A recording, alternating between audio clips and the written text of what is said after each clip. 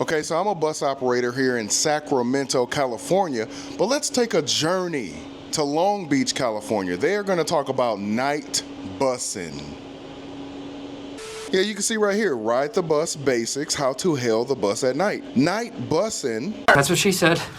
It's easy with these simple tips. Remember that your phone's flashlight is your friend and bright clothes are the best. So let's check out this reel by Long Beach Transit, and I'll let you know what I think about it because I'm an actual bus operator, so let's see if I approve of what they are saying, and I may even add a little bit of extra commentary. Well, it's not a may, I am gonna do that because that's why I'm doing this. It's commentary.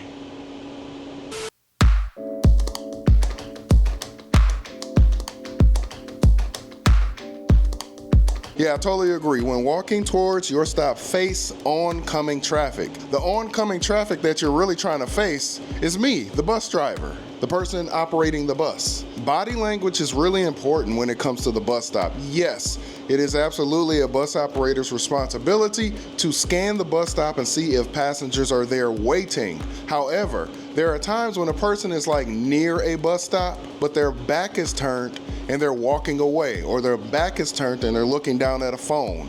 There are a lot of people who are at or near bus stops that don't actually want the bus. So if you are facing oncoming traffic, so therefore you'll be facing the bus as it approaches you, it lets us know for sure that you do want the bus. Again, if someone's standing at the bus stop, more than likely the bus driver should stop. However, if your back is turned, especially if you're moving while your back is turned, if you're walking or running, light jog, whatever you're doing, you're on a scooter, you're on a bike, and your back is turned and you're going away from traffic, the bus operator is probably going to assume that you don't want the bus, and they're going to keep the bus moving. Because at the end of the day and the beginning of the day, you want to keep that bus moving. You're trying to get everybody to where they need to be, and the bus operator wants to take a little bit of a break at the end of the line if possible. Sometimes that's not possible, but when it is possible, you want to make it possible. But even if you don't have a break, you're trying to at least get to the end of the line so that you can use the restroom or something, you know what I mean? There's some people that'll be at the bus stop completely not facing the bus, not facing traffic, like they're stooped over, they're bent over or something, or looking down, looking in the complete opposite direction of the bus. And there's times when the bus will stop, open the doors, the person is not paying attention. Soon as the bus pulls off, they're waving, hey, wait, whoa, you passed me up, why did you leave me? I was at the bus stop waiting for the bus. And it's like, well, the bus stopped, open the doors, you didn't make a move, so the bus is gonna continue to move on.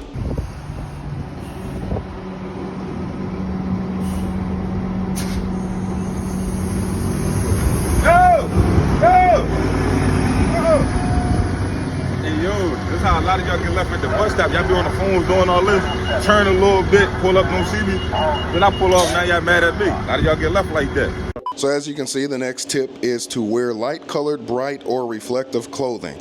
So this is specifically for at nighttime because let me tell you, I've been operating buses for a while, and sometimes at night you cannot see the person until you actually get to the bus stop. So let's say you're doing 30, 35 miles per hour, and you're looking at the bus stop, you can't see anybody, especially if they're wearing dark clothing like all black or dark brown or something like that, charcoal gray. And you literally cannot see the person until you're at the bus stop and you're like, oh, there's somebody standing there. I can see a bit of a shadow. And listen, it's not entirely the person's fault. I mean, you may not have reflective clothing or bright colors. Maybe whatever place you went to and now you're leaving because you're at the bus stop, you have to wear all black. Maybe your work uniform is all black. So sometimes, you can't really help it. You could get a high-vis vest like the one I have on right here, but who's really gonna do that? A lot of people are not gonna do that just to ride the bus. But some bus stops are poorly lit, so it's gonna be difficult for the bus operator to see you sometimes. Out here in Sacramento, we have a lot of bus stops that have no lights, no street lights, and that happens in a lot of cities too. There's certain bus stops where there's just zero lighting. He ain't lying. Stand up as the bus approaches your stop. This is so important. Again, body language. As the bus is pulling up, you stand up. It's signaling to us that you definitely want the bus. And this is really helpful at a bus stop that serves multiple bus lines because we may be driving a route that you don't want. So if you stay seated, that could be a clear indicator that you don't want our particular bus. That's not always the case though. Some people will sit down until the bus stops and the doors open, and they will still sit there. And you're looking at them like, okay, I guess they don't want my bus, so I'm gonna close my doors and pull off. And then as you're doing that, they'll jump up like, hey, where are you going? You didn't see me? I'm sitting right here at the bus stop. You were just gonna leave me? And it's like, well, I'm assuming you're just sitting there. You're not going to ride the bus. You didn't get up. Now, of course, this does not apply to people that have some sort of disability. That's why as a bus operator, we do have to exercise some patience and just wait a few seconds to see maybe this person can have a disability. Some disabilities are not easily seen or detected. So as a bus operator, always keep that in mind as well. However, there are a lot of people that will just sit and sit and sit. And they don't have a disability. And they're just like, yeah, I'm just gonna sit here and take my time. And I'm like, why? Get up. You should have been standing already. Again, this excludes anybody with some sort of physical disability. Because you know, somebody get on here, oh, so you hate people with disabilities. You're not taking that into consideration. Yes, I am. I 100% am. I've had it where some people just sit at the bus stop, sit at the bench or in the shelter, and they're just on the phone, looking down at their phone. They'll look up and see the bus, and then look back down at their phone as I'm approaching, pulling up to the bus stop. And I'll come to a stop, open the door, and they're just looking.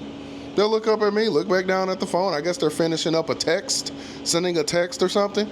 And then they'll finally get up. Right when I'm about to get ready to leave, they'll get up and then take their time, then get on the bus all looking around on the bus.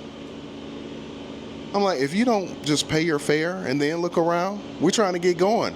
These people got places to be, because the passengers will complain to me asking, why are we late? Why didn't I make my connection? So I'm trying to get people to where they gotta go. And you up here lollygagging at the bus stop.